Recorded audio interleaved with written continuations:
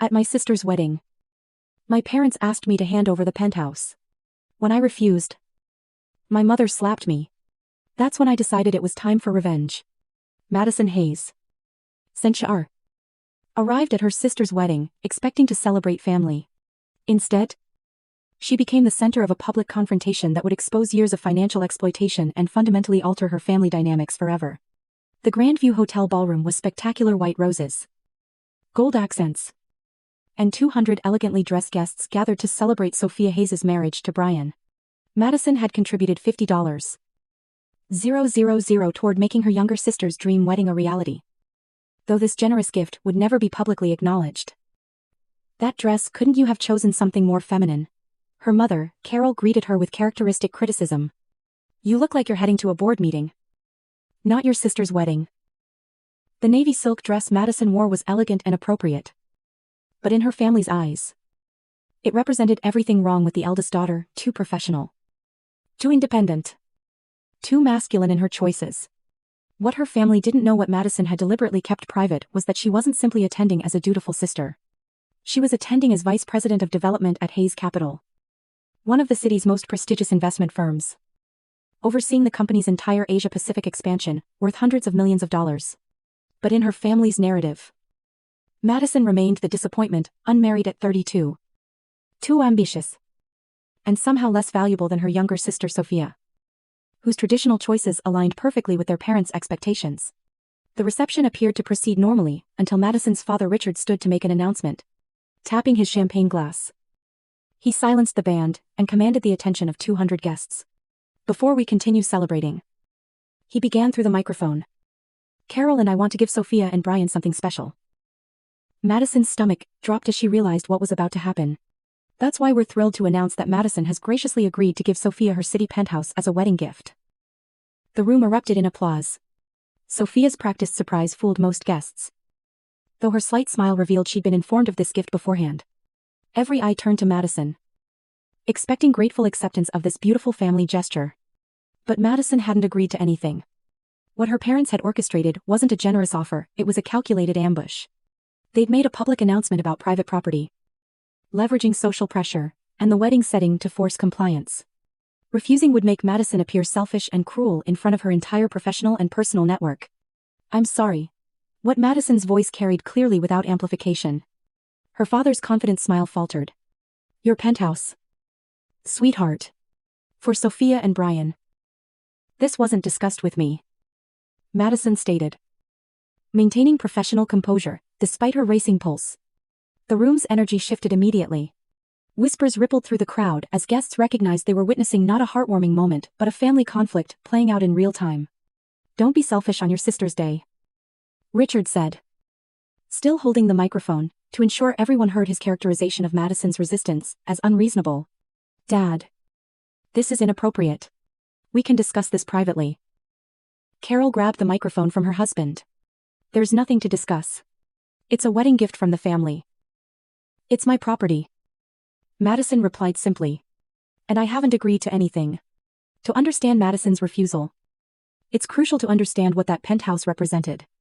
It wasn't simply expensive real estate, it was tangible proof of a decade of extraordinary professional achievement accomplished despite, not because of, family support. The 4,500 square foot penthouse on the 45th floor, with floor-to-ceiling windows overlooking the entire city, had been featured in Architectural Digest. Madison had purchased it through her executive compensation package after closing a deal that netted Hayes Capital $40 million. But her family had never believed in her success. When Madison mentioned living in a penthouse, relatives laughed, assuming she was exaggerating.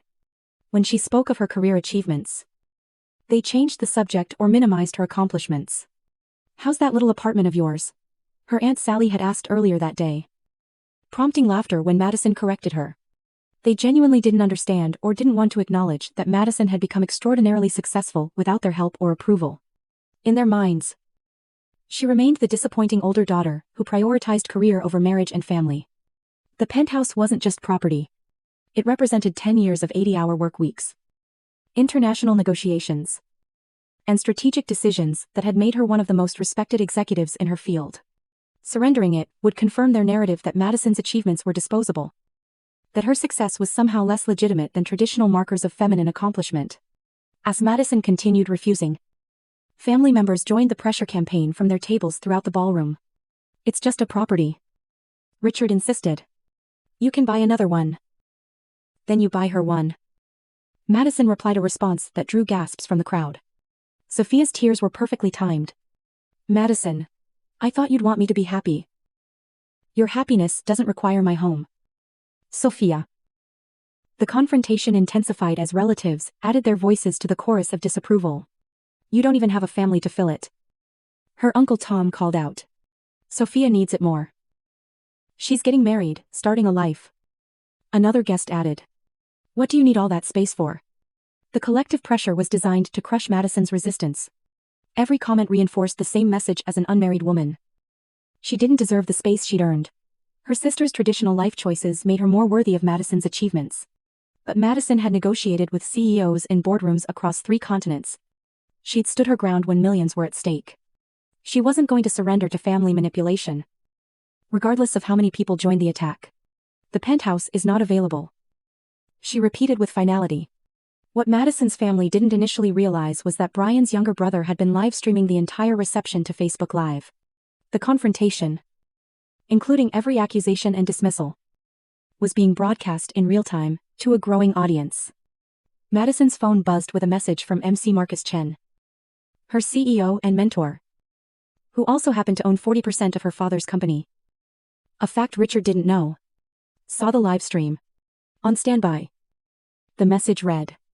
Marcus had insisted on protective clauses in Madison's penthouse purchase agreements specifically to guard against family coercion. At the time, Madison thought it excessive. Now she understood his wisdom. "Wait for my signal," she texted back. The confrontation reached its climax when Carol descended from the head table, still clutching the microphone, her voice booming through the speakers.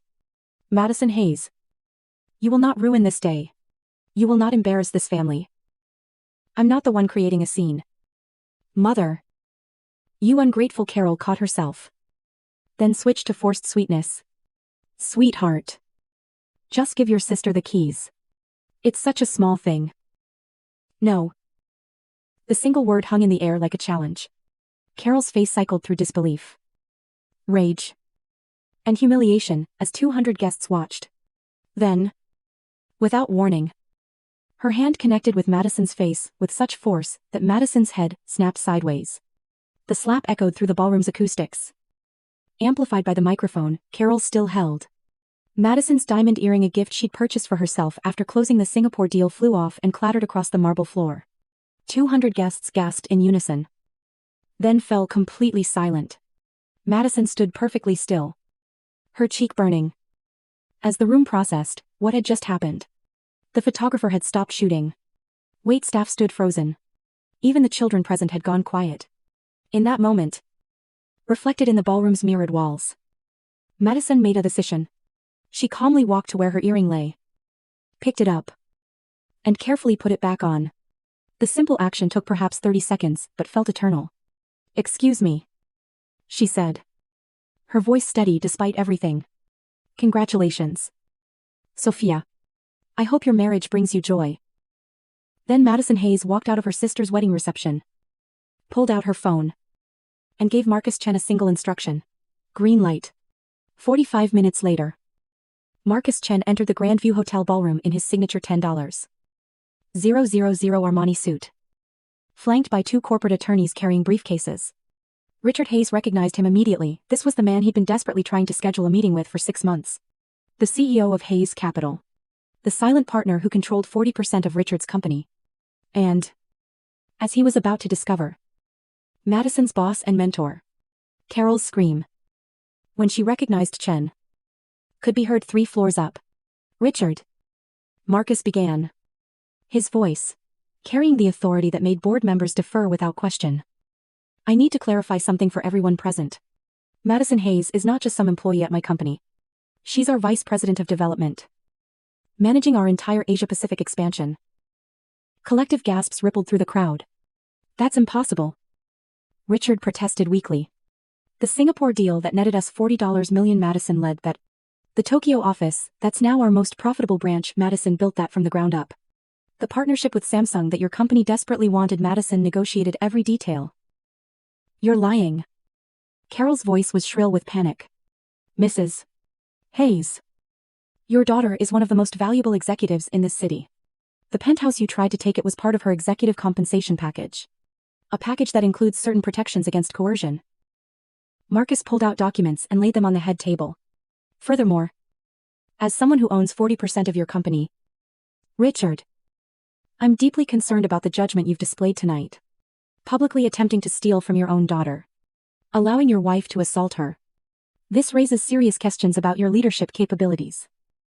You can't, this is family business. Richard sputtered. The moment you made it public and live-streamed to 20,000 viewers. You made it my business. The number stunned everyone. 20,000 people had watched the confrontation unfold in less than an hour. Marcus's intervention triggered immediate and far-reaching consequences that no one in Madison's family had anticipated. That live stream shows clear assault and attempted coercion. Marcus explained. This triggers Clause 15. 3 of our shareholder agreement. Richard. The one about moral turpitude. And conduct unbecoming of leadership. He explained that he could call an emergency board meeting within 24 hours. Combined with other shareholders who were already expressing concern. Richard's position was suddenly very precarious. You have 48 hours to issue a public apology to Madison, a real one. Not PR nonsense. You'll acknowledge her professional achievements and her right to her own property. Carol. You'll do the same, and stay away from Madison permanently. Or what Carol demanded. Or I exercise my options as a major shareholder. Your company needs my capital for the expansion project. Without it, you're looking at bankruptcy within 6 months. The business consequences began almost immediately. 3 of Richard's major clients contacted him within hours. Having seen the viral video, I'm concerned about what I just witnessed. We need to discuss our contract. Jim Patterson. Patterson Industries. This is deeply troubling behavior. My wife is insisting we reconsider our partnership. David Kim. Kim Electronics. I don't do business with people who hit their children. Contract terminated. Sarah Williams. Williams Logistics. That last message represented a $3 million annual contract gone. Brian's family. Equally horrified by what they'd witnessed. Put the wedding on hold, pending family counseling.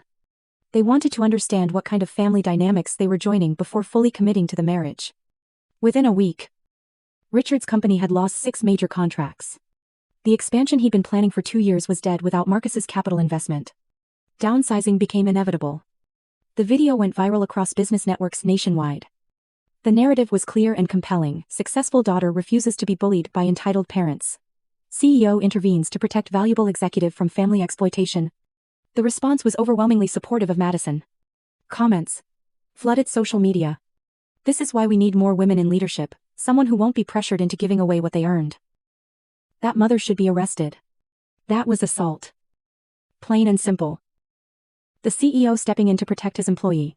That's real leadership. Richard issued his legally required apology exactly 47 hours after Marcus's ultimatum. I apologize to my daughter, Madison, for my inappropriate behavior at the recent family event. I acknowledge her professional achievements and her right to her own property. This matter is now closed. Carol refused to apologize. Instead, posting a social media rant, calling Madison ungrateful and corrupted by corporate culture. The rant was widely screenshot and shared. Usually, with comments like I see where the problem started, and narcissist mother spotted. From Madison. The most unexpected consequence came from her own company. Marcus called her into his office, the Monday following the wedding. The board wants to promote you, he said. Senior VP of Global Operations. The way you handled that situation, protecting company assets. Maintaining composure under extreme duress. That's exactly the leadership we need. The promotion came with a 40% raise and substantial stock options. Madison donated the signing bonus to a women's shelter that helps abuse victims leave toxic situations. 6 months after the wedding incident, Madison's life had transformed in ways she never anticipated. The senior VP position led to a feature in Forbes 40, Under 40. Her professional network expanded globally. Most importantly, she'd established boundaries that protected her peace and well-being. She changed her penthouse locks immediately and provided building security with a list of people permanently banned from the property, her parents' names at the top of that list. The family she founded, Hayes Capital, became her real family. Marcus and his wife invited her to regular family dinners. His daughters, both college students, looked up to her as proof that women don't have to compromise their ambitions for anyone's comfort. Sophia's marriage to Brian lasted 4 months. The mandated counseling revealed deeper issues: entitlement, inability to take responsibility, expecting others to provide for her lifestyle. The divorce was quiet but final. Through mutual business contacts, Madison learned her father had begun therapy. Her mother continued her victim narrative. But most people who'd seen the video knew the truth. Madison blocked her immediate family on all platforms, not dramatically, but quietly, removing their access to her life and achievements. Story 2. Thanksgiving. My brother slammed me into the wall. I was bleeding and tried to fight back. Dad grabbed me and said, "I dare you to touch it." My name's Ethan Cole. I'm 26. And the night my father yanked me off, my brother and hissed, "He's the face of this family. Touch him, and you'll regret it." I understood I had never really belonged to them. It happened at Thanksgiving. The kind of dinner people post about with glossy photos and captions about gratitude. Ours opened like a commercial: a long table, the good china, the rosemary turkey. My mother basted every half hour, like a ritual, and ended like a police report. My brother, Mason, had just been handed another glass of Pinot and another second chance. He was the golden child. The story the family liked to tell itself: handsome, effortless, charming when he felt like it. He toasted our grandparents' legacy, grinned for the cousins' phones, kissed my mother's cheek. Everyone laughed a little too easily. I sat at the far end by the air vent, where the draft makes your ankles cold. I felt it even through thick socks. It started when I asked a question that didn't belong to dessert. I didn't raise my voice. I didn't jab the knife.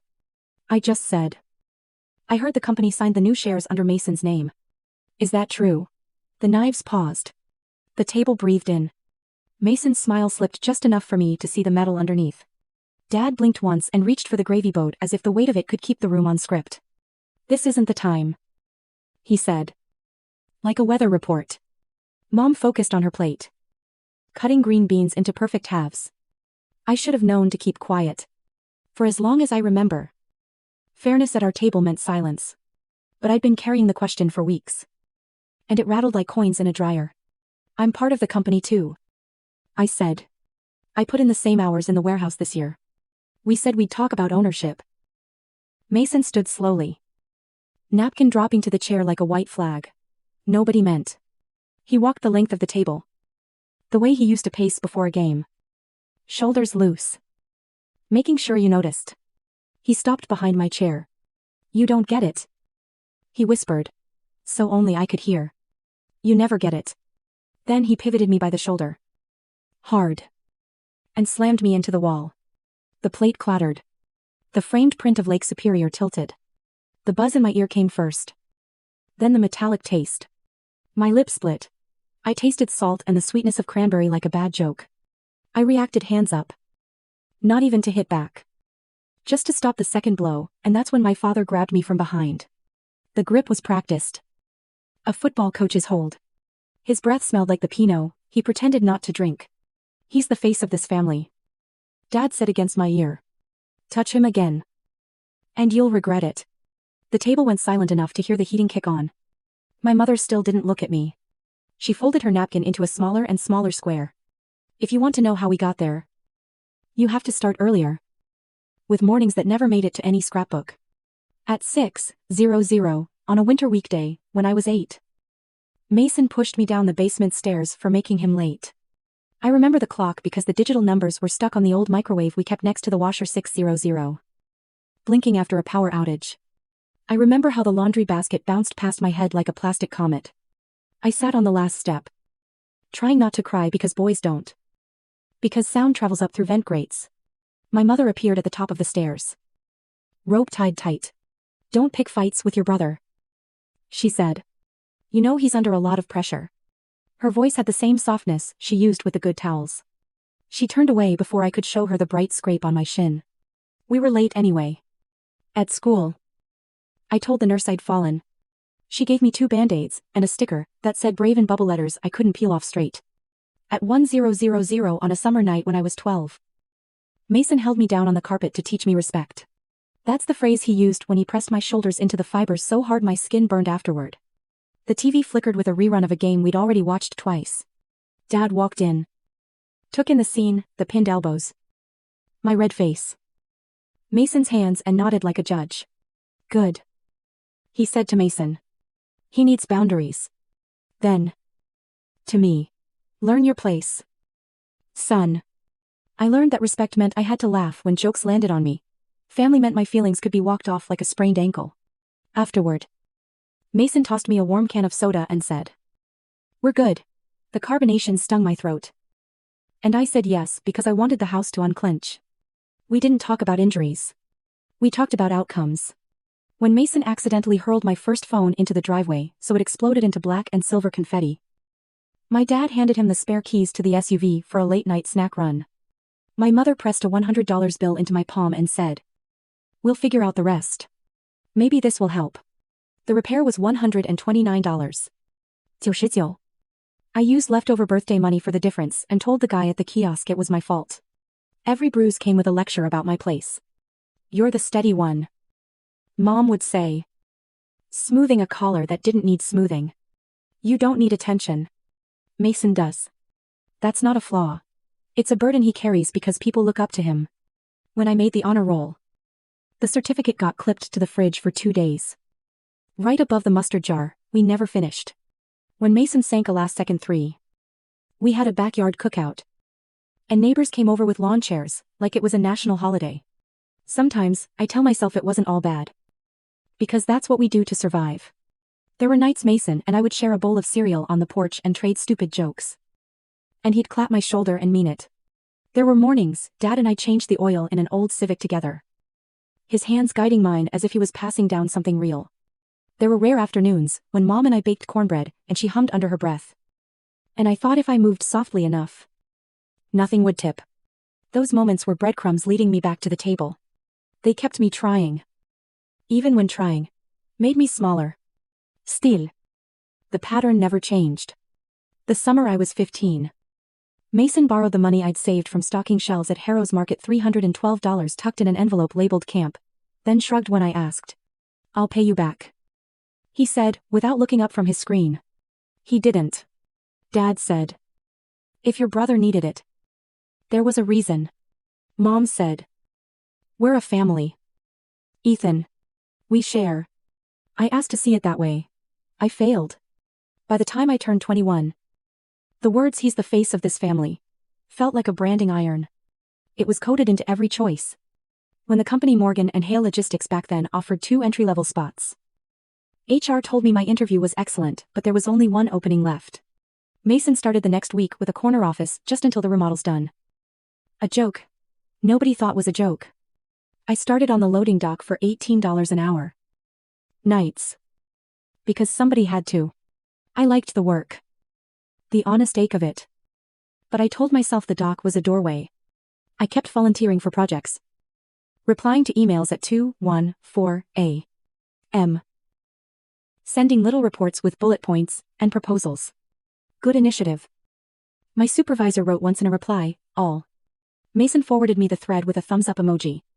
So when I brought up the shares at Thanksgiving, it wasn't just about paper. It was about every time I'd been told patience is a virtue, and humility is its own reward. It was about that mustard jar, half hidden behind the cranberry sauce. The one we hauled out every holiday even though no one used it. A condiment that had become a prop.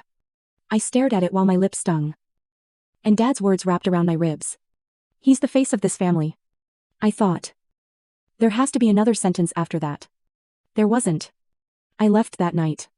I didn't slam a door or announce anything. I stood. Grabbed my coat from the banister. And walked out into the brittle air. The porch light hummed. A neighbor across the street wrestled with a string of lights tangled like seaweed. In the car. My hands shook on the steering wheel. A little tremor that made the key miss the slot twice. As I drove. Dad's sentence looped over the white noise of the tires. He's the face of this family. He's the face. He's the face. Like a slogan on a billboard for a product I couldn't afford and never wanted. I slept on a friend's couch for 3 nights. The cushions smelled like detergent and chili powder. I showered at odd hours and tried to keep my thoughts I told myself I was overreacting. That's what we were trained to think if you're hurt, and you say you're hurt. You're dramatic. On the fourth day, I found a small apartment with thin walls and a view of a brick alley. The landlord wanted first and last month's rent. Plus, a security deposit $3. Nil total. I wrote the check and thought about the $312. The $129. 99. All the little losses that add up to a story. And yet hope is stubborn. It's quiet, but it stays. A week later, I went back to the house for my wallet. I could have asked someone to mail it. I could have cut my losses. But some part of me still wanted one conversation where we said the right things. The driveway was empty. The house had that hollow sound homes get when no one's moving inside. Like a seashell. The attic door was open. A thin string dangling down. The kind of detail you either ignore or accept as a sign. I stood at the bottom of the pull-down ladder and listened. Nothing. I told myself I'd be in and out in 5 minutes. I should have known 5 minutes can open a lifetime. I should have known that going up that ladder would lift more than dust. But I climbed anyway.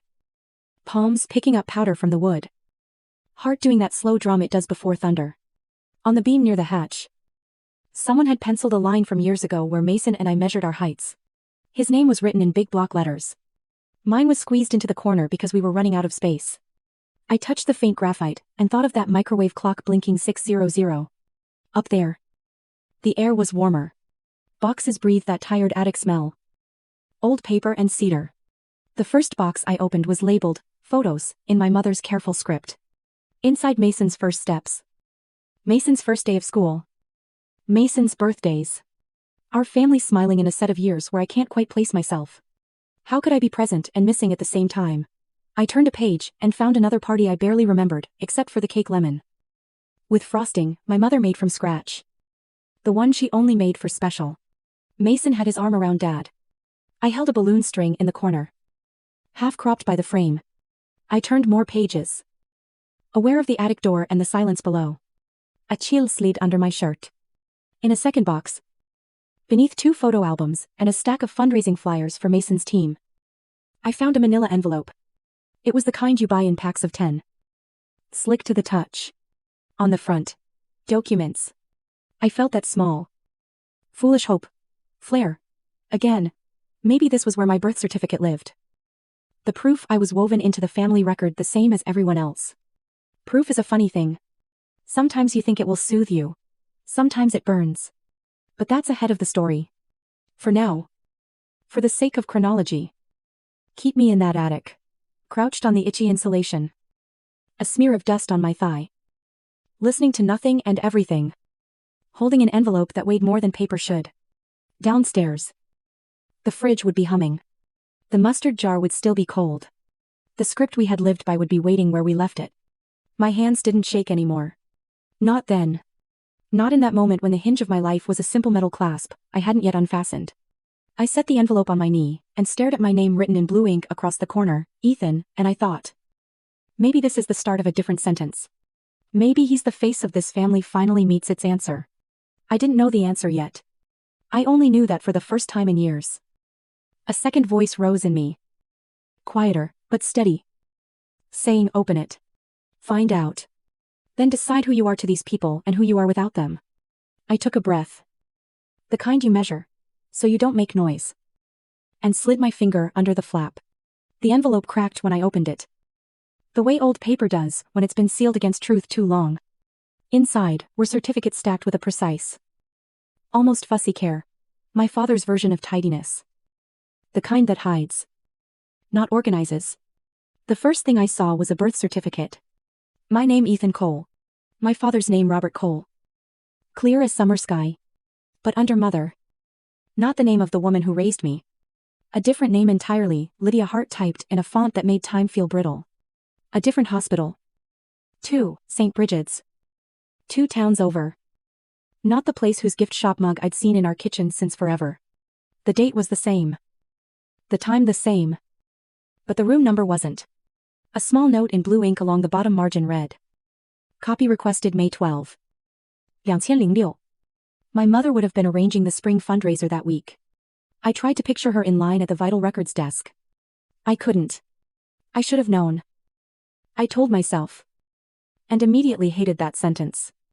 How could I have known? There are lies you can feel because they grate against your skin every day. And there are lies you carry like a stone sewn into your coat lining. You don't notice the weight until you take the coat off. Under the certificate stood a legal document, 3 clipped pages.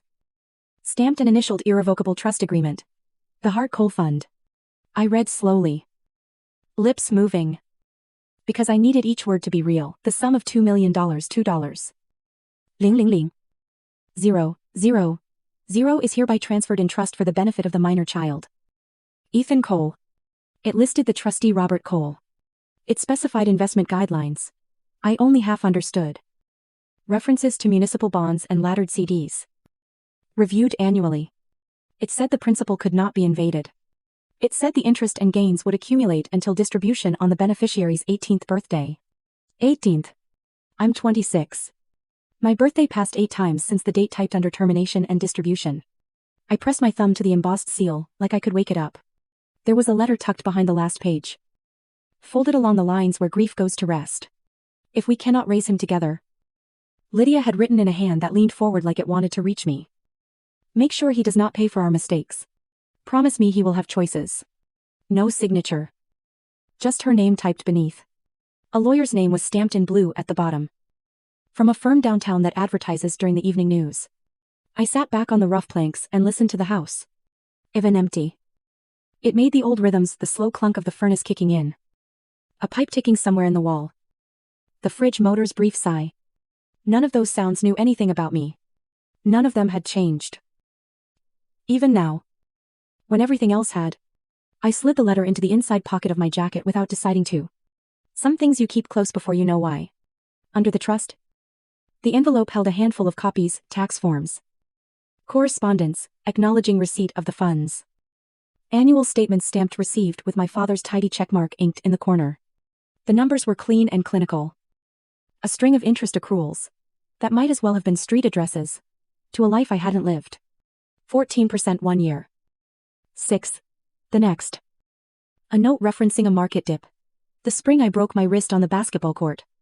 I remembered the cast. The itch under it during math class. I didn't know a ledger was recording a parallel history. My throat tightened the way it does just before you cough. 2 million. I said aloud. Testing the shape of it. It didn't sound like money. It sounded like time. College choices I didn't consider. Apartments. I said no to because the deposit was too high. The night shifts I took, so the savings account wouldn't flatline. It sounded like the extra shifts I watched men in their 50s take on the loading dock. Eyes red. Back stiff. Because rent doesn't care about birthdays.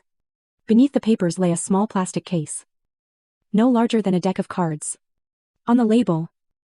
In my father's block letters, Archive Q. 4. A USB drive slid into my palm. Warm immediately, as if it had been waiting for skin. I almost laughed. A small, humorless sound. My father didn't label things unless he planned to find them again. I stood, brushing dust off my jeans, and told myself I'd look later. Then I told myself that later is a place built for cowards. I took the drive. His study downstairs always smelled like lemon oil and careful anger. It was the one room he ironed the curtains for. The desk lamp snapped on with that satisfying click older lamps have. I slid the USB into the port. Heartbeat in my throat now. And the monitor blinked awake. Folders filled the screen. HR, complaints. Board, notes. Press, drafts. Another folder with Mason's initials and a date 5 months ago. I clicked the first because it was right there and because I wanted to be wrong. The complaint files read like a chorus of people trying. For months and years. To be heard. Inappropriate comments during review. Intimidation rescheduling. Physical contact, shoulder shoves. Names I recognized from the warehouse and HR. Dates I remembered, because those were the weeks Mason had walked around the office with that extra bounce. The one that said he'd gotten away with something. Attached PDF scans of signed forms. Each one stamped in red ISSUE handled internally. In the margins of several. A comment bubble with my father's initials. Coaching provided. No further action. Remind about brand implications. I clicked an email thread and felt the floor tilt. From my father to HR. Please keep this quiet. Mason's reputation cannot take another hit this quarter. Another.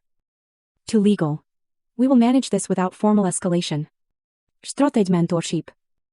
Media monitoring. Another. The subject line, a single word that tasted like metal. Contain. I scrolled. My father's voice on the page was the same measured tenor he used when lecturing me about responsibility.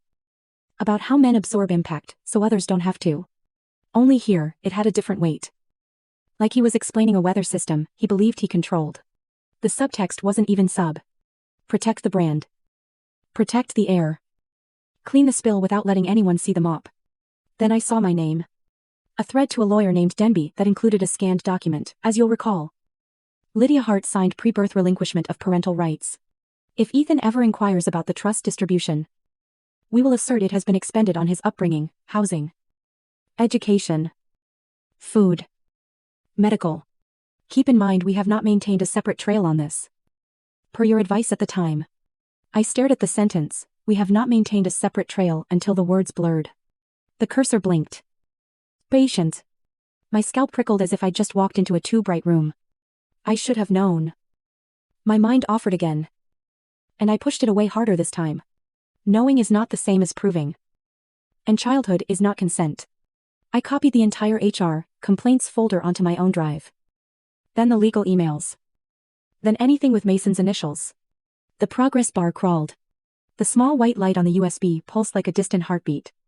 On the bookshelf. A framed photo of Mason at a charity luncheon watched me with its glossy grin. I tilted it face down. My reflection flashed in the glass for a second before it went dark. I saw the cut on my lip. The line of dust along my jaw, where I must have wiped with the back of my hand. The part in me that still wanted my father to walk in and say, "Son. Let me explain. Was quiero now." As if it understood explanations were always going to be instructions. When the copy finished, I ejected the drive and stood in the doorway of the study. Listening again. The house offered no verdict. In the hallway. A box labeled tax. 2004. 2008 crouched on a low shelf. I slid it out and sifted. Deposit confirmations to the trust. Correspondence, acknowledging annual reviews. One note with my father's handwriting across the top margin. Remind Denby no paper trail. The letters were firm and straight. He'd written the same way on the chalkboard when teaching me how to do long division. Patient. Steady. Like precision, was love. I carried the envelope with the trust. The copy of my birth certificate. And the USB to the door. Paused. Then went back for the letter from Lydia. I didn't know her. I don't know if she liked lemon tea or strong coffee. If she laughed at the wrong times like I do. If she hated late winter the way I do because it feels like being stuck in a waiting room. But I knew she had written choices. And that word threaded a rope across a chasm. Outside. Dusk was settling in purple strips along the edges of the street. I sat in my car for a minute and breathed. The air smelled like cold, and the distant sweetness of somebody's laundry vent. My phone screen lit. A text from an unknown number, call me when you can. I think you should see something. No name. I set the phone face down on the passenger seat and stared at my hands on the steering wheel. They weren't shaking. Back at my apartment. I spread everything on the cheap kitchen table, the certificate. The trust. The letter. The copied files. I drew lines on scrap paper like I was mapping a city dates. Names. Amounts. Armayuan.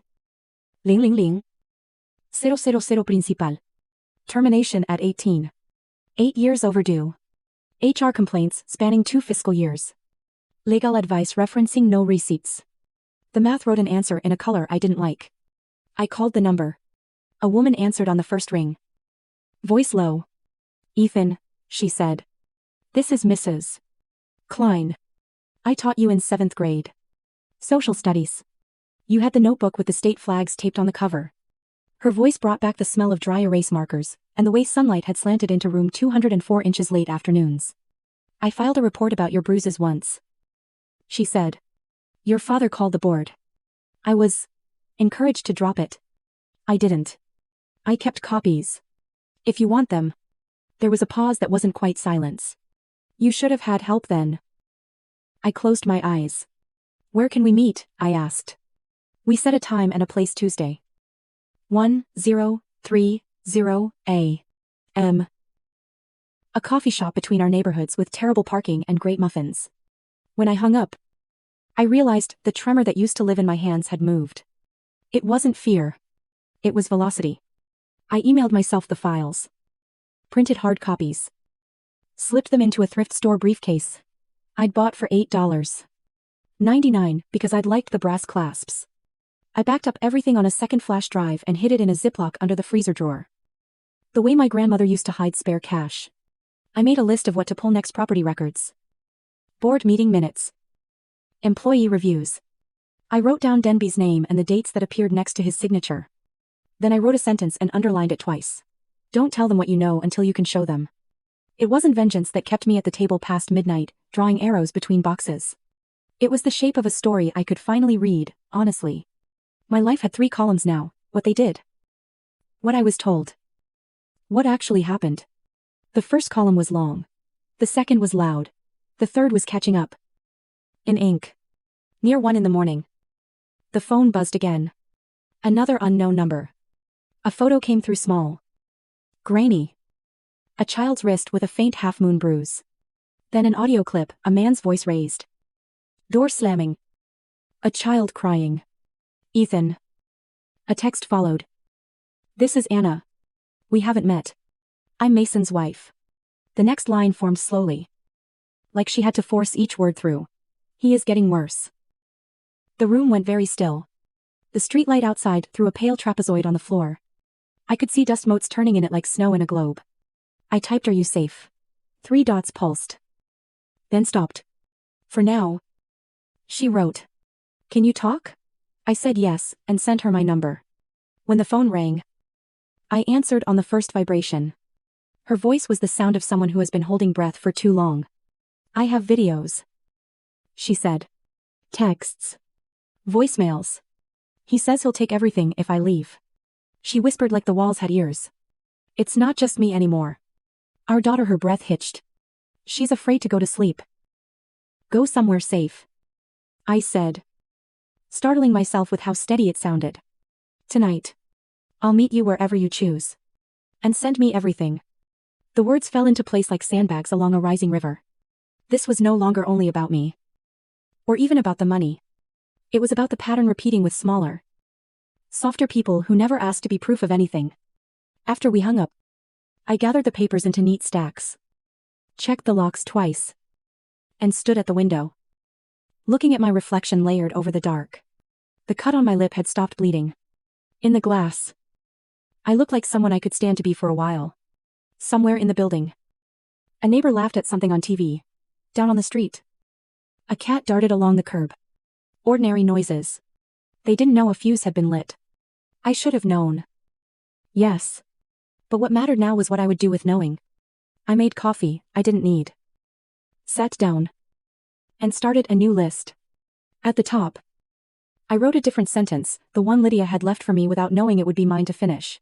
Make sure he has choices. Then I added a time: Tuesday. 1030 a.m. A place. A plan. And one more line underlined so hard the pen almost tore the page. Bring the truth into a room that has microphones. Tuesday. 1030 a.m. The coffee shop buzzed, with the soft thunder of milk steamers and laptops. Mrs. Klein sat by the window with a folder on her lap and a canvas tote at her feet like she was guarding a seedling. She looked older. Because everyone does, after a decade. But her eyes held the same alert kindness that had once made an entire row of 7th graders sit up straighter. When I approached, she stood as if a guest had finally arrived after a long delay. Ethan, she said. And the way she said my name made my shoulders loosen half an inch. We sat. A server brought water without being asked. Mrs. Klein smoothed the folder. I worried they'd get rid of these, she said. I worried I'd lose them. So I made copies of the copies. She gave a short laugh that wasn't amusement. I guess that makes me paranoid. Or prepared. She opened the folder and slid a stack across the table. Forms with district letterhead. Photos of faint bruises on my forearms. Each one dated in black marker. Each one circled like a teacher, tying a bow around a fact.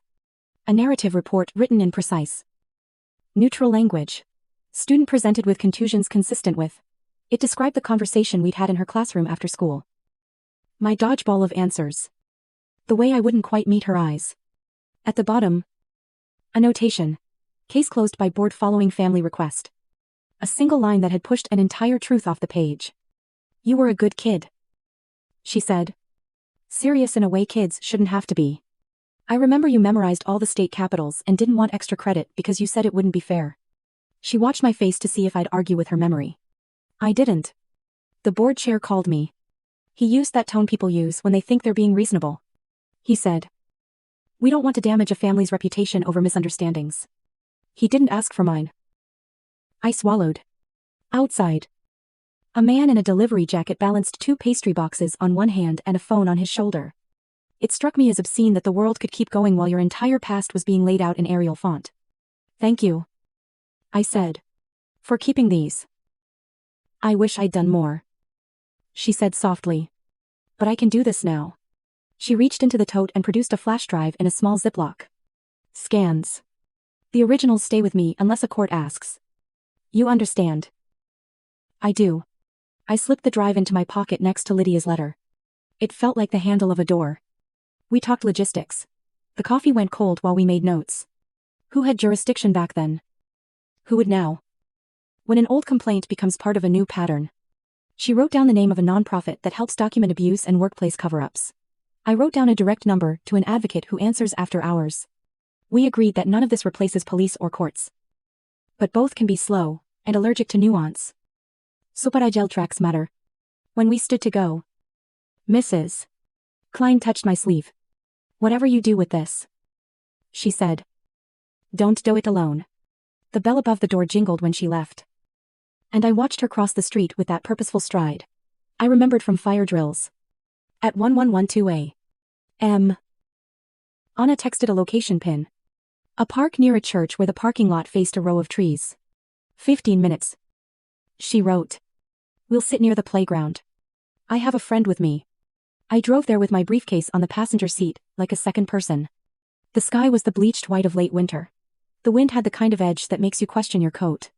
Anna wore a beanie and sunglasses and the kind of neutral sweater people wear when they're trying not to be seen. Her friend. A woman about our age, with a nurse's badge on a lanyard tucked into her jacket. Stood slightly behind her like a wall with eyes. A little girl in a pink coat with a fox on the pocket sat on the swing. Kicking at the gravel with the toe of one boot. Humming to herself. I stayed far enough away to be non-threatening and close enough to be useful. Anna's voice was hoarse from a night of not sleeping. She extended her hand like we were meeting at a parent-teacher conference. "This is Lila," she said, nodding at the child. "And this is my friend Priya." The nurse's gaze measured me and filed me under probably safe, for now. "Thank you for meeting me," I said. It felt ridiculous to be polite. But politeness is a bridge you sometimes need to get across the river. "Can we sit?" We chose a bench where we could see the playground and the lot. Anna took out her phone and unlocked it with fingers that trembled only when she pressed play. The first video was a hallway view. A door out of frame slammed. Mason's voice filled the little speaker. "Hard and controlled the way, a storm can be controlled when it knows the land." I said, "We are not doing this."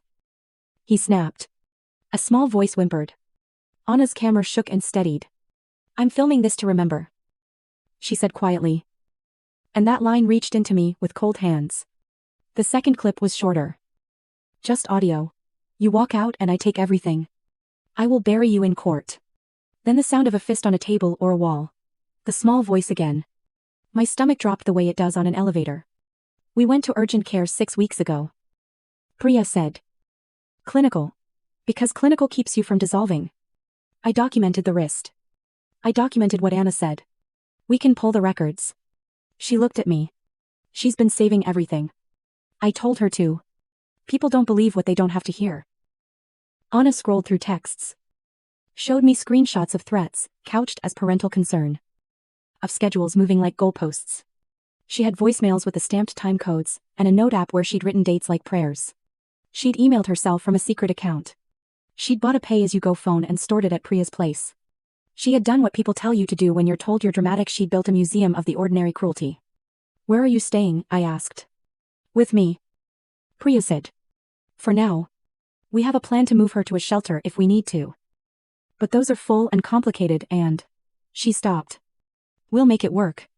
Lila dragged her feet to slow the swing. The chains squeaking in a rhythm. The fox on her pocket smiled forward like it didn't know the rest of the shirt. Good. I said. Keep copies off-site. Give me a set. I handed Anna a new 128 gigabytes. Flash drive still in its packaging.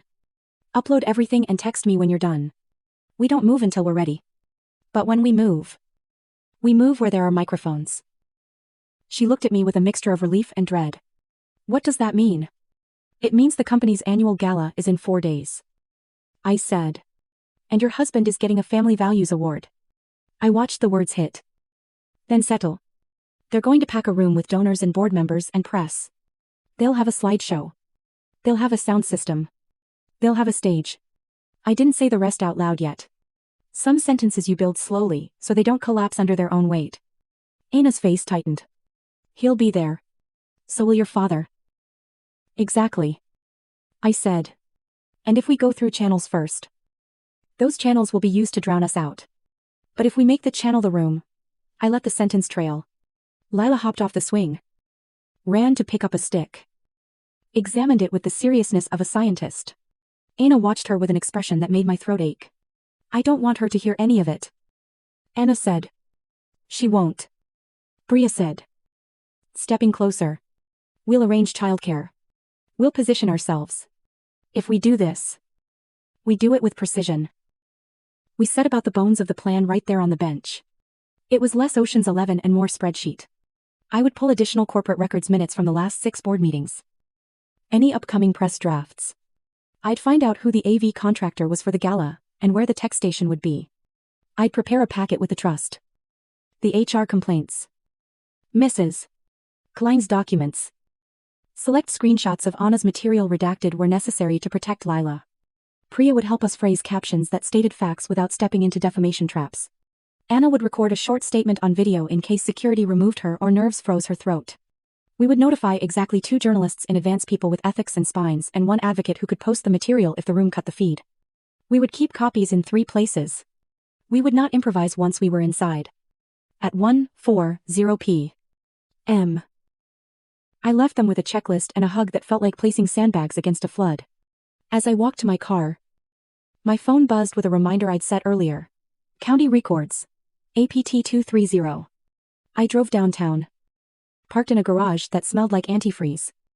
And took the elevator to a room where boredom goes to be alphabetized. The clerk behind the counter had a sweater with a reindeer on it and a name tag that said Clarissa. Property records, she asked. Not unkindly. Years I handed over a list, the company's parcels. My father's investment properties. And a couple of shell LLCs I suspected were just new names for old habits. She clicked and printed and clicked again. And every so often, she said. Who? Which in that office might as well be a siren. By 4:10 p.m.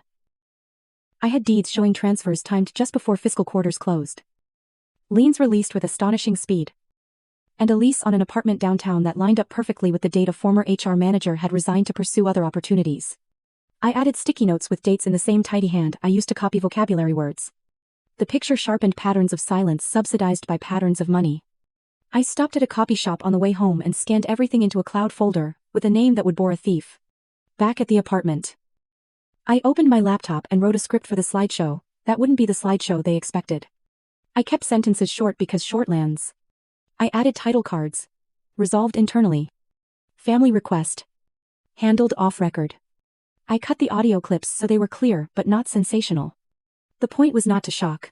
The point was to make denial impossible. At 6:30 p.m. I called an old friend who freelanced as an event tech. You still doing corporate gigs? I asked. Ever sub for the Marriott Ballroom? He laughed. All the time. Why? I said I needed a name. Not to get someone fired. Just to make sure a file got played when it was time. He gave me a number and a warning.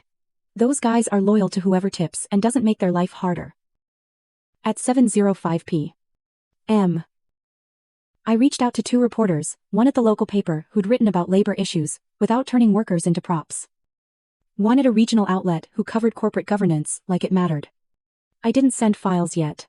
I asked a simple question. If a company presented an award to an executive while evidence of abuse and cover-ups ran behind him, would you show up? One replied within 6 minutes, if the evidence is solid. Yes. The other wrote. This sounds significant. Can we talk tomorrow? I slept for 4 hours. The kind of sleep that feels like being dropped into a well.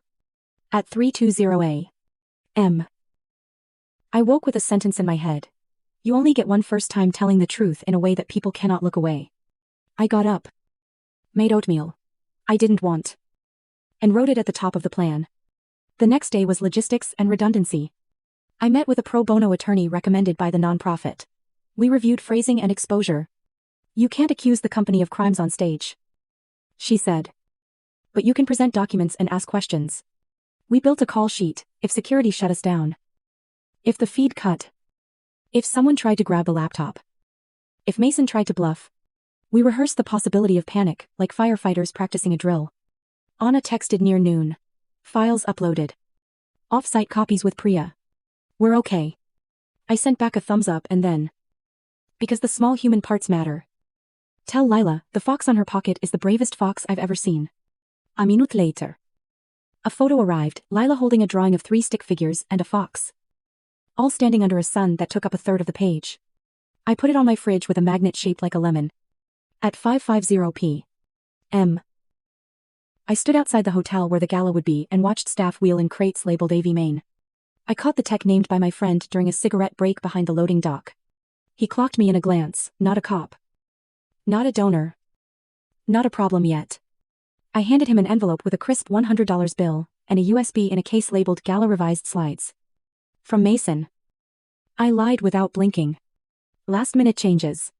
He doesn't want a fuss. But he'll be furious if it's wrong.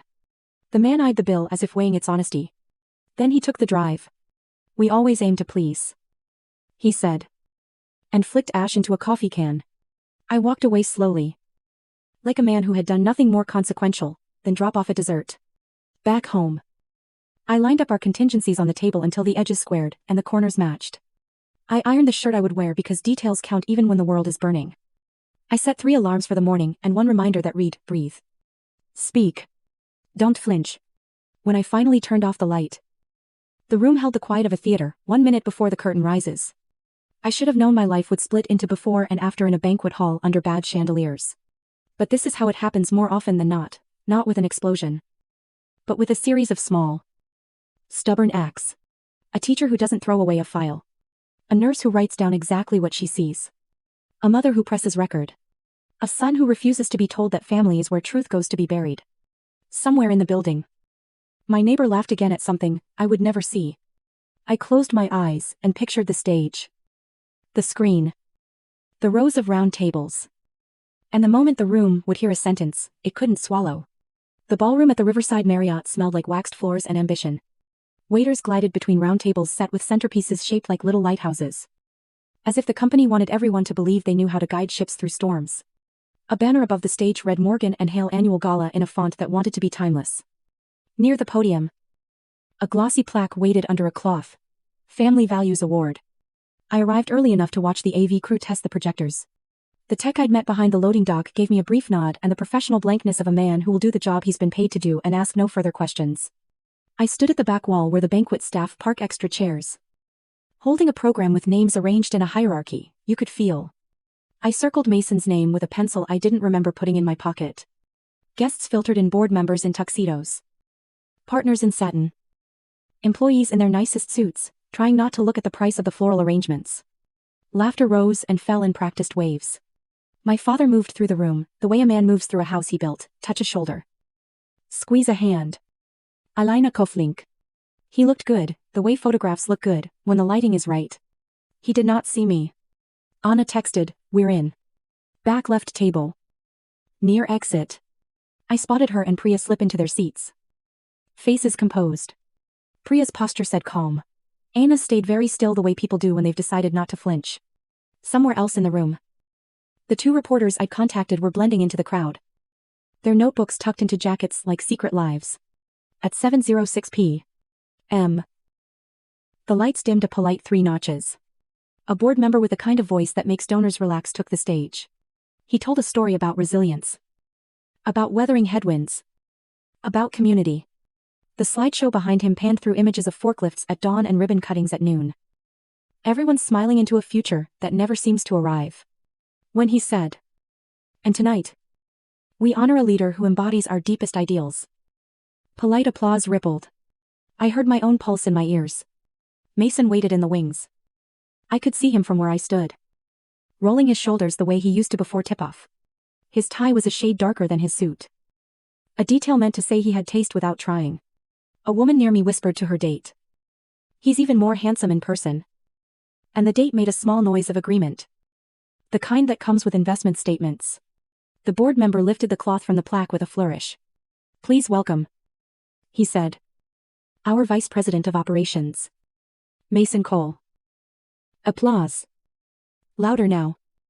With a few whoops that wanted to sound like camaraderie and landed like permission. Mason stepped into the light. Smile calibrated to humble. "Thank you," he began, voice carrying easily. "Family means everything to me. Onque." The screen behind him showed a photo of us as kids. Both of us in matching sweaters on the front steps. A dog we'd had for 9 months before. Dad said it shed too much. My name wasn't in the caption. The room cooed. The tech booth's small light winked. The next slide jittered. Then steadied. Instead of the montage of company picnics we'd seen at rehearsal. The screen cut to black, with a single white title. Handled internally. The font was clean and unforgiving. A hush moved through the room as if someone had drawn a blanket over conversation. On stage. Mason paused. Blinked. And the smile held by muscle memory ticked a degree tighter. A grainy audio clip filled the speakers. The hallway one. A door slammed. Mason's voice, "I said we are not doing this." Not loud.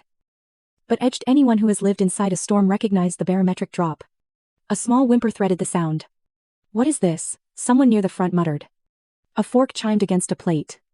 The tech booth light held steady. Committed. My father stood.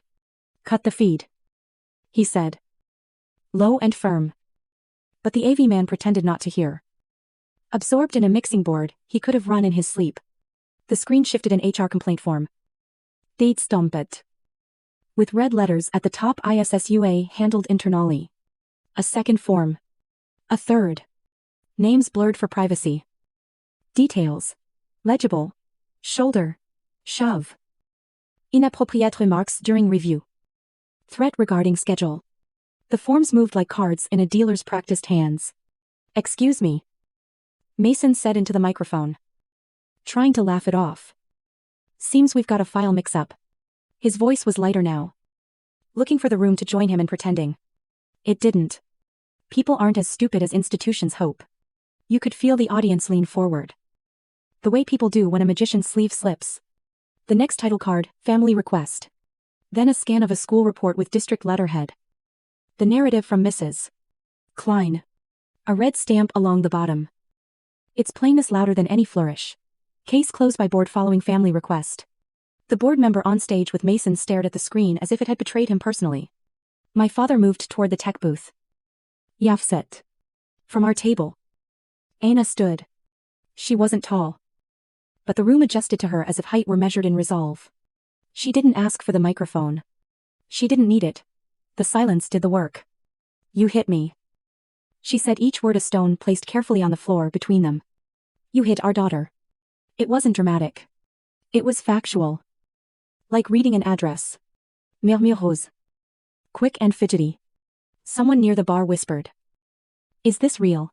A reporter stood. Phone angled low. Eyes steady. On stage. Mason shook his head. Palms out. "Anna," he said. Soft like apology. Hard like a directive. "Sit down. We can talk at home."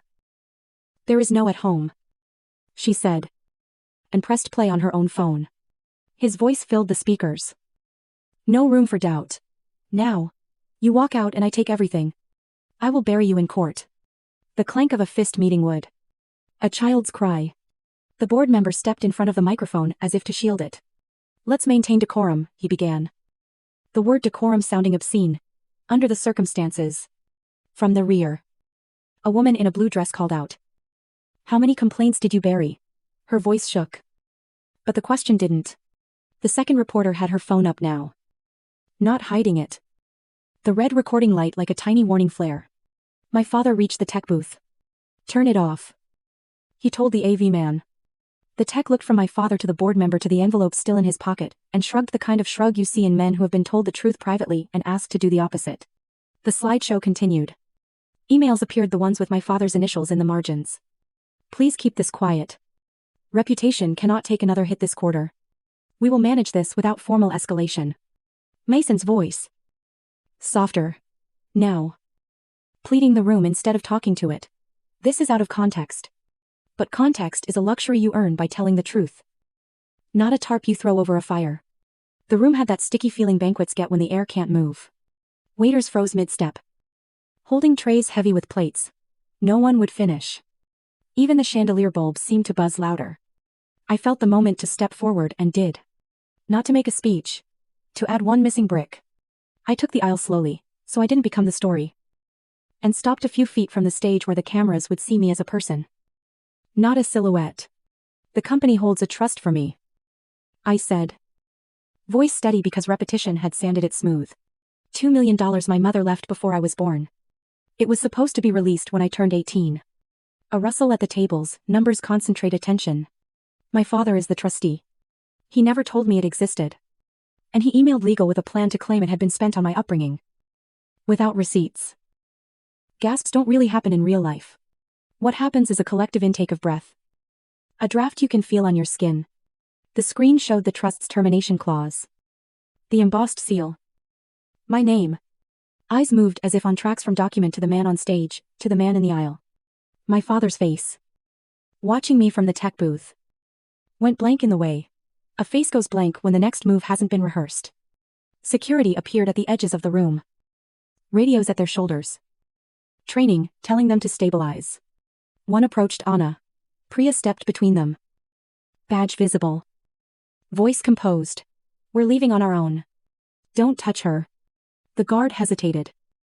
Then nodded. Truth has a way of making even uniforms think twice.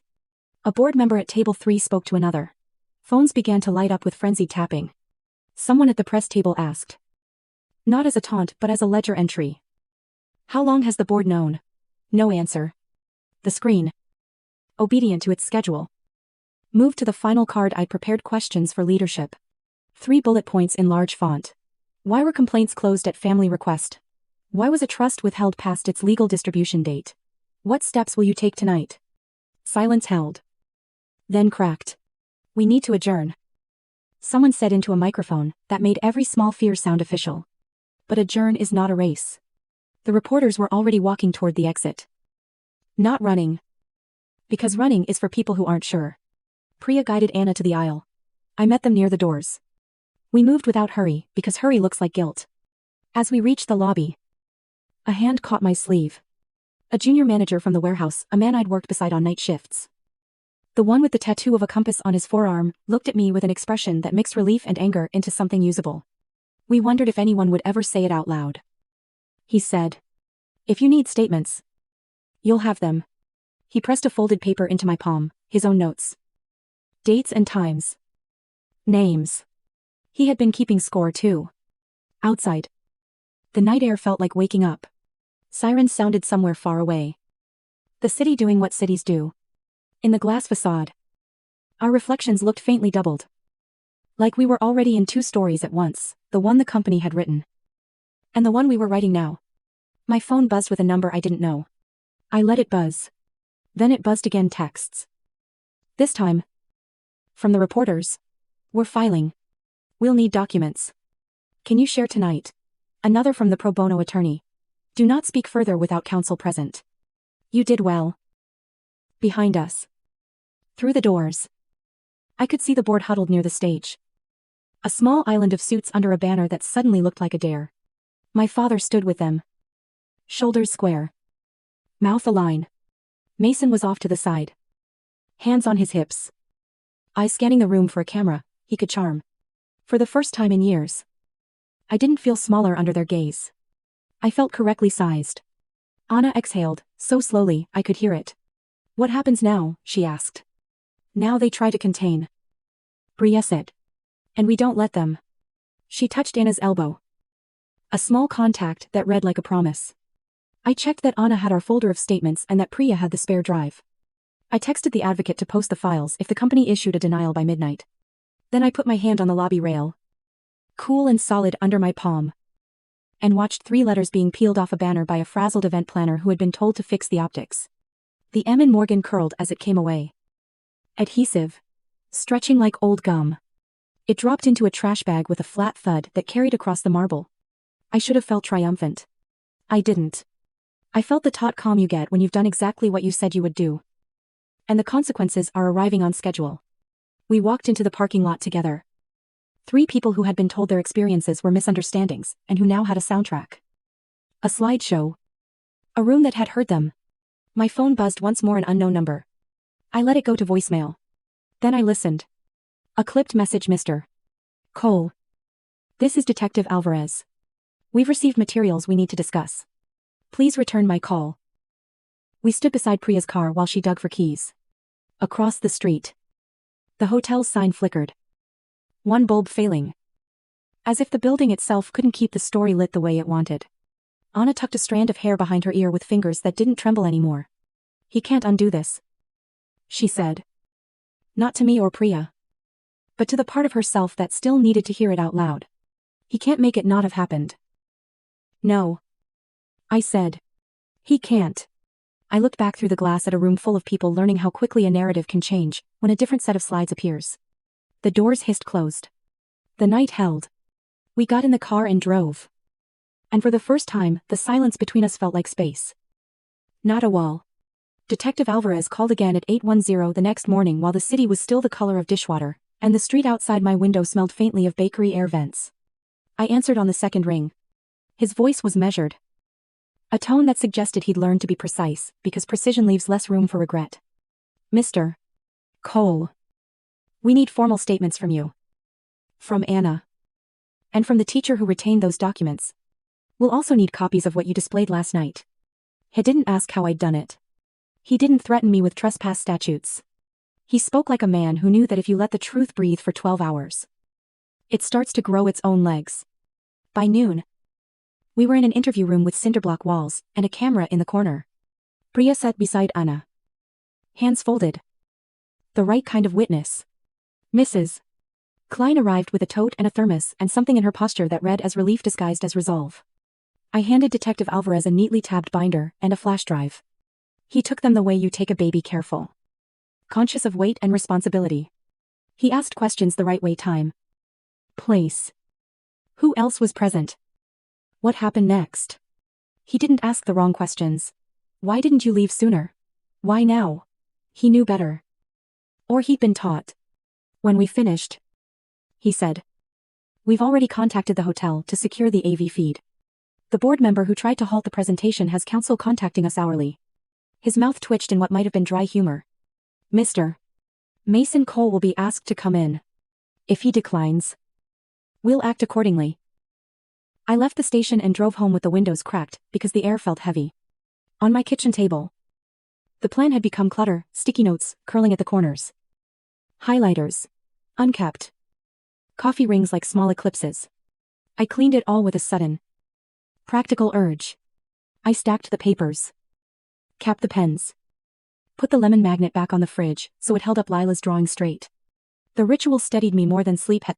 By late afternoon, the news cycle had shifted from whispers to headlines. The local paper ran with a tempered piece that used words like alleged and under investigation and still managed to sound like a siren. The regional outlet posted a longer read with document images blurred just enough to protect names spelled right and dates cross-checked. The comment sections did what comment sections do. But the reporting was clean. A board member I'd never met issued a statement about taking these matters very seriously. The corporate equivalent of putting a pot of water on a grease fire and hoping it doesn't splash. Within 24 hours, the company suspended Mason, pending a thorough review. I learned this not from a press release, but because 3 texts arrived from warehouse friends. They took his badge. Security walked him out. He tried to smile.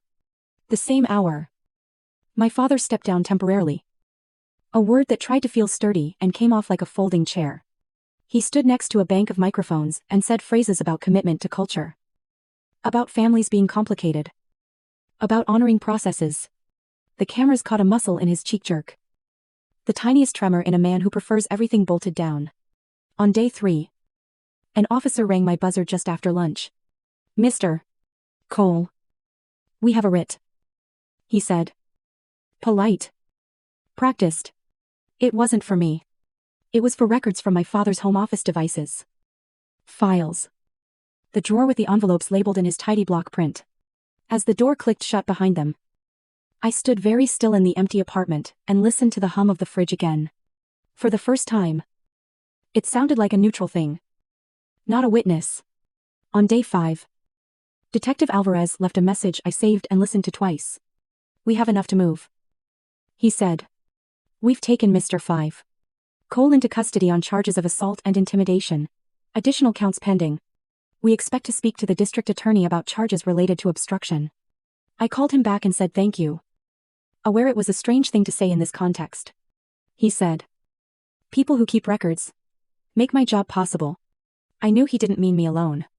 The fallout came from my mother in a different, cuter way. She wasn't arrested. She was disinvited. The charity boards she chaired thanked her for her service and removed her headshot from their websites. The woman who used to organize the silent auction wine table saw her at the grocery store and turned the cart down a different aisle.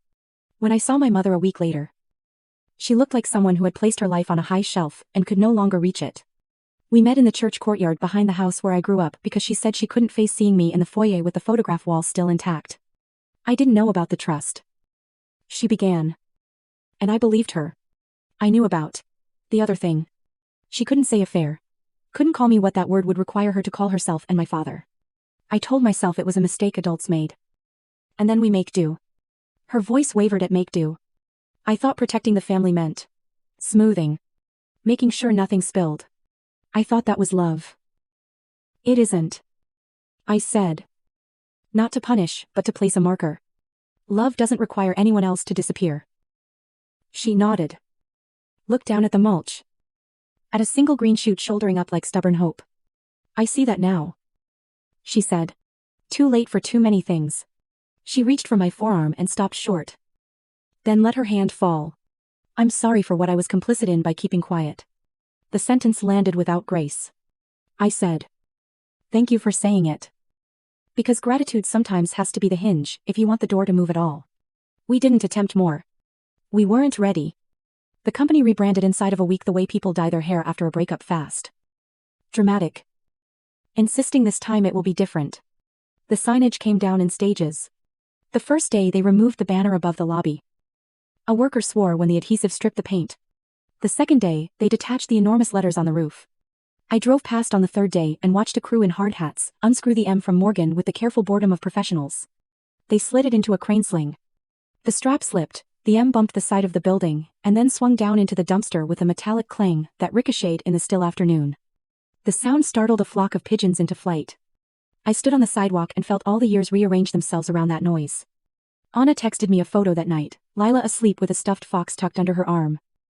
A pale stripe of streetlight on her cheek like a benediction. She slept through.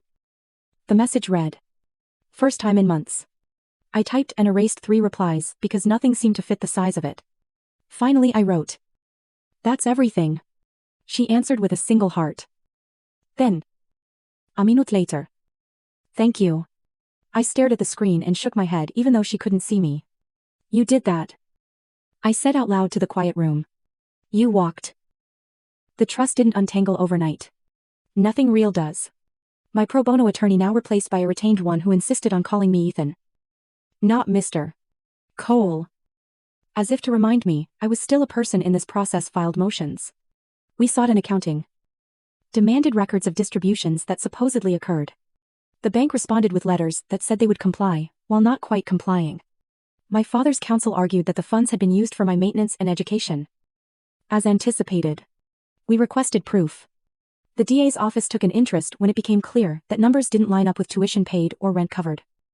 And that no paper trail wasn't just a phrase in an email but a strategy.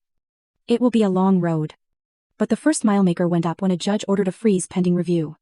I looked at the order and felt oddly calm. The money was never going to fix the wound. But making the ledger tell the truth matters. Reporters called with follow-ups. I learned how to say no comment without grinding my teeth. People from the warehouse sent me screenshots of internal messages, an anonymous hotline number set up overnight. An invite to a listening session. A new policy requiring two-person review of HR complaints. It's easy to be cynical about those things. It's also fair to note that a small mechanism moves differently once you oil it. One night at Nitrediva. A text came from a number I didn't recognize. I'm the one who filed 3 complaints last year. Thank you for not letting them make me into a problem to be solved. I sat with that a long time, letting it carve out a space inside me for something that wasn't anger. Priya kept being exactly who she was from the first moment, brisk, kind, unsentimental. She took Anna to appointments, to meet with a legal advocate about protection orders, to look at apartments with locks that felt sturdy. At the hearing, Anna stood before a judge with a clerk who had already seen everything and still managed to look at her like a human being. The order was granted. Mason didn't show. His attorney did. And frowned mightily. And left quickly. As for my father, the day he was formally charged with obstruction, I sat on the same porch steps we'd posed on in those matching sweaters. The wood had been repainted a dozen times since then. The grain still showed through if you looked at an angle. A neighbor I didn't know well walked by with a terrier and said, "Weather's turning." And I agreed, because it was, and because sometimes the simplest statement is the truest one available. A week after the gala, an unknown number called while I was parked outside the shuttered company store watching a man with a power washer take the last of the logo off the glass. I didn't answer. The voicemail icon blinked. I let it sit while the spray arced, while the letters that had claimed permanence melted into gray water and ran down the sidewalk into a storm drain. The phone buzzed again, a text this time from Alvarez. "You may see an arrest on the evening news. Don't watch it if you don't want to." I didn't. I made pasta and ate standing up and listened to the radiator chatter. People ask me if I felt vindicated. I told them the truth. I felt accurate. I felt the way you feel when you finally say the correct name for a thing you've been mislabeling for years. I slept better. But not in a triumphant way. More in the way of a person whose ceiling no longer drips because someone fixed the roof. And the quiet feels almost too loud at first. Sometime in that second week, I drove by the warehouse at dusk. When the sky goes that deep, forgiving blue, workers were coming out in waves, laughing, shoulders unnodding as they crossed the lot. A man with the compass tattoo lifted a hand when he recognized me. "You did right," he called. "Don't let them make you think you didn't." The sentence stuck to me like a well-placed patch. On the way home, my phone buzzed again. Unknown number. Maybe a reporter. Maybe a lawyer. Maybe an old friend deciding which side of the story to stand on. I let it go. For the first time in years. My hands weren't shaking on the wheel. My chest wasn't tight. The dashboard clock ticked over to 7:00. The streetlights blinked on in obedient sequence. Somewhere back in the city, someone would be putting a child to bed without flinching at footsteps in the hall. That mattered more than any headline. They called me dramatic my whole life. They said I misread rooms, took things personally, turned ordinary roughness into a monologue about harm. Maybe I did. Sometimes. Maybe I learned early that paying attention keeps you alive. Standing at my window that night, I watched a moth throw itself once. Twice. Against the pane, and then find the open air. I breathed in and out until the breath felt unremarkable. The mustard jar in my parents' fridge was probably still there. A prop in a story that no longer held me. I didn't need to open their door to find out. I turned off the kitchen light and let the quiet be what it was. Not a verdict. Not a threat. Just the sound of a life that had finally stopped asking permission to exist.